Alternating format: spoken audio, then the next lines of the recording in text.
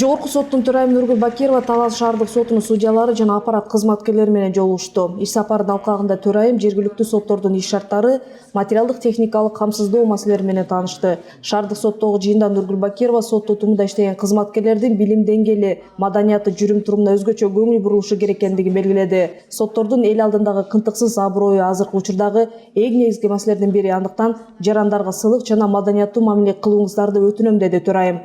Төрайым шаардык соттун иш бөлмөлөрүн, архив, сот отурумдар залдарын кыдырды.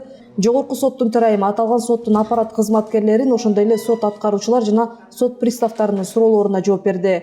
Нургүл Бакирова 17-июндагы иш сапарында Талас областындагы жана райондогу сот кызматкерлери менен жолугушту. Буга чейин төрайым Баткен, Жалал Абад жана Ош областарындагы соттордун иши менен таанышып келген.